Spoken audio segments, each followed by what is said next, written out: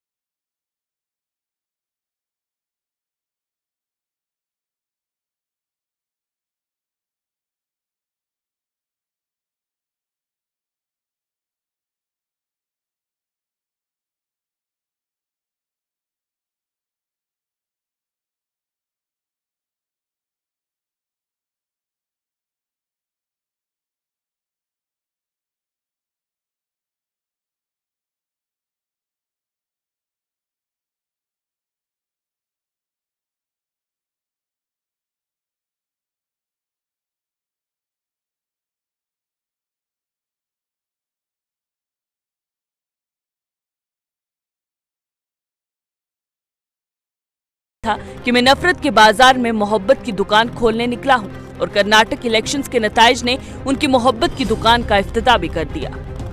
जीत के बाद एक प्रेस कॉन्फ्रेंस से खिताब करते कांग्रेस लीडर मल्लिकार्जुन खड़गे का कहना था कि ये सिर्फ एक महाज जीता है, असली जंग अभी जीतना बाकी है।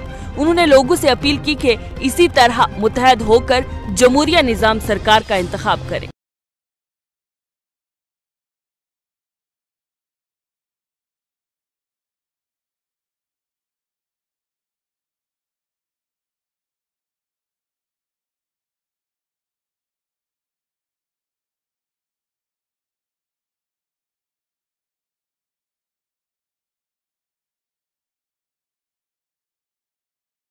इंतखाबात में कर्नाटक से भारतीय जनता पार्टी की जड़ों को उखाड़ फेंका है। कर्नाटक में कांग्रेस की जीत के बाद मुल्क भर में सियासत का माहौल गर्म हो गया है। जम्मू कश्मीर में जहां एक तरफ डोल नगाड़े बजाकर कारकुनान ने जश्न मनाया, तो वहीं दूसरी जमातों से सरप्रस्तों ने भी राहुल गांधी की जीत पर मुबारकबाद पेश की है। नेशनल कॉन्फ्रेंस के नायब सरप्रस्त उमर अब्दुल्ला ने ट्विटर हैंडल पर ट्वीट करते हुए लिखा है कि जाफरानी जमात में इतनी हिम्मत नहीं होगी कि वो किसी भी वक्त यूनियन टेरिटरी में असेंबली इंतखाबात होने दे। वहीं सियासी तजिया निगारों के मुताबिक जिस रियासत को भाजपा का गढ़ माना जाता था, जहां वजीर आजम मोदी और वजीर दाखिला अमित शाह ने खुद जाकर रोड शोज किए, अवामी जुलूस निकाले और हिजाब और बजरंग बली की सियासत की, वहां से असेंबली इंतखाबात के बाद जमात ने अपना वजूद खो दिया है। इन तजिया निगारों का ये भी कहना है कि शुमाल जनूब में कहीं भी अब भाजपा का निशान बाकी नहीं है, सिवाय दिल्ली में यानी कि मरकज में ही भाजपा बाकी रही है। वहीं बात मगरब की करें तो महाराष्ट्र में भी चुराए हुए और खरीदे हुए एमएलए से हुकूमत बनाई गई है, लेकिन कर्नाटक की आवाम ने ये साबित कर दिया कि यहाँ मजहब की सियासत नहीं चलेगी, बल्कि ये लोग मुल्क में आपसी भाईचारा, तरक्की, रोजगार, आला इंफ्रास्ट्रक्चर जैसे बड़े मसाइल को हल करना चाहते हैं, जिसकी जमानत कांग्रेस ने अपनी रैलियों में दी थी, न कि बजरंग बली के नाम पर वोट मांगे गए थे। तजिया निगारों के मुताबिक कर्नाटक की आवाम ने मुंह तोड़ जवाब देते हुए कहा कि सियासत को संभालें, मजहब को उनके नुमाइंदे खुद संभाल लेंगे। इसी बीच Jammu Kashmir people's democratic party की सरप्रस्त महबूबा मुफ्ती ने भी कर्नाटक असेंबली इंतखाबात के नताइज को उम्मीद की किरण करार देते हुए लब कुशाई करते उम्मीद जाहिर की है कि मुल्क के बाकी हिस्से भी फिरका वाराना सियासत को मुस्तरद यानी कि छोड़ देंगे और इसी की तरक्की और खुशहाली के लिए वोट करेंगे। ख्याल रहे, रियासत भर में 36 मराकज पर गिनती हुई, जिसमें 2615 उम्मीदवार मैदान में उतरे थे। वहीं इलेक्शन कमीशन के मुताबिक 10 मई को होने वाली वोटिंग 73.19% से ज्यादा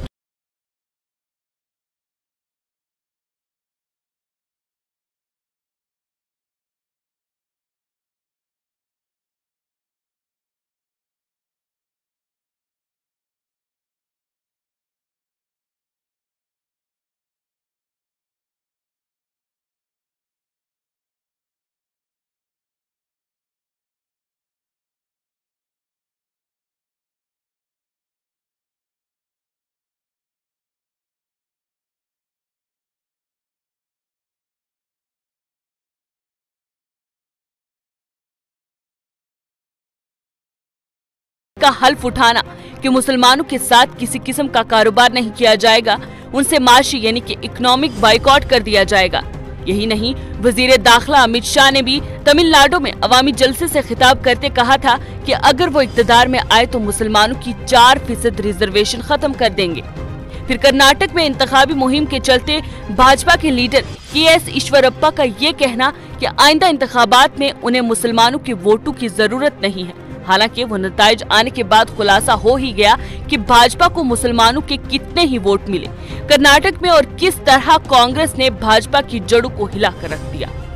उसके बाद राजस्थान से आरएसएस कारकुन ईश्वर लाल का ये बयान कि राम मंदिर के बाद अभी हिंदुओं को 30,000 मसाजिद को शहीद कर वहां मंदिर बनाने होंगे।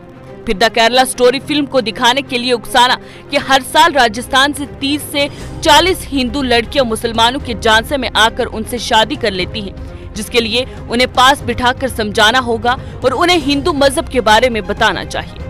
इसके साथ सिविल कोड लागू करने के मुतालिक बोलते हुए ईश्वर लाल ने मुसलमानों की आबादी पर रोक लगाने पर भी जोर दिया और कहा कि हिंदू राष्ट्र बनाने के लिए हिंदुओं को एकजुट होना पड़ेगा। ये तो आरएसएस और भाजपा के कारकुनान का खौफ बता रहे थे, लेकिन अब अंतर्राष्ट्रीय हिंदू परिषद के सदर परवीन तोगाड़िया का भी एक बयान सामने आया है, जिसमें उन्होंने ये ऐलान किया और अपना आइंदा वक्त के लिए मंसूबा बताया है कि भारत से मुसलमानों की आबादी को रोकना है और यहाँ इनकी आबादी को किसी भी सूरत में बढ़ने नहीं देना है। नए मंसूबे का ऐलान करते हुए तोगाड़िया ने कहा कि 2 ही बच्चों के लिए सरकारी कानून बनाना है और इसकी खिलाफवर्जी करने वालों को न मुफ्त राशन मिलेगा, न सरकारी स्कूल में दाखिला, न सरकारी नौकरी, न अस्पताल से मुफ्त इलाज और न ही बैंक से किसी किस्म का कर्जा। अगर उसके बाद भी 2 से ज्यादा बच्चे पैदा किए गए तो उस शख्स को 10 साल की जेल की सजा दी जाएगी। इतना ही नहीं, तोगाड़िया ने सभी हदों को पार करते कहा कि मुल्क पर सिर्फ हिंदू की ही हुक्मरानी होनी चाहिए, जहां वजीर आजम, वजीर दाखिला, तमाम वुज़रा हिंदू हों और मुसलमानों पे काबिज हों। परवीन तोगाड़िया ने जलसे में मौजूद तमाम हिंदू से अपील की है कि वो इनका साथ दे ताकि मुल्क से मुसलमानों का आसानी से सफाया हो सके। जम्मू कश्मीर के साबिक वजीर आला और नेशनल कॉन्फ्रेंस के सरपरस्त डॉक्टर फारूक अब्दुल्ला ने इस हफ्ते में एक बड़ा इंकशाफ किया है और इंटेलिजेंस एजेंसियों पर बड़ा इल्जाम आयद कर दिया है। आपको बताएं तो शहीद शेख मोहम्मद मंसूर की हालिया में ही हुई 33वीं शहादत की सालगिरह पर शोपिया में एक अवामी जलसे के दौरान डॉक्टर फारूक अब्दुल्ला ने दावा किया है कि इंटेलिजेंस एजेंसियां हर महीने कश्मीर के नौजवानों को 15,000 रुपए देती हैं, उन्हें मोबाइल फोन्स मयस्सर करती हैं और उनसे जानकारी फराहम करती हैं, यानी उनसे मुखबरी कराती हैं, जो कि उनका इस्तेमाल किया जाता है। एजेंसीज पर इल्जाम आयद करते हुए एनसी सरपरस्त ने कहा कि कश्मीर के नौजवानों का पहला इस्तेमाल किया जाता है और जैसे ही इनसे मतलब पूरा होता है तो इन्हें मरवा दिया जाता है।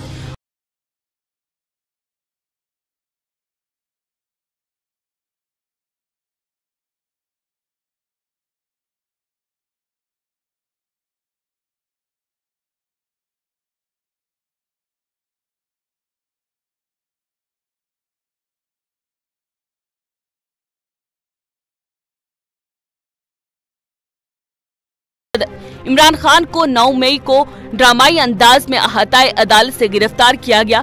उन्हें नैब ने अपनी हिरासत में रखा, जिसके बाद इमरान खान के हामियों और मदाहों में खासा गुस्सा देखने को मिला। पाकिस्तान में हर जगह तशद्दुद के वाक़ात रोनमा हुए, जाती इमलाक को नुकसान पहुंचाया गया, पाकिस्तान रेडियो स्टेशन की इमारत को नजरे आतिश किया गया, आर्मी कंटोनमेंट में तोड़ फोड़ की गई, गाड़ियां जलाई गई, कुछ लोग हलाक भी हुए जबकि मुतअद्दिद तशद्दुद के दौरान जख्मी भी हुए। वहीं पाकिस्तान तहरीक इंसाफ की कारकुनान की गिरफ्तारी अमल में लाई गई। पाकिस्तान के माशी बहरान के दौरान सियासी बहरान ने कमर तोड़ दी, जो दुनिया भर में सुर्खियों की नजर रहा।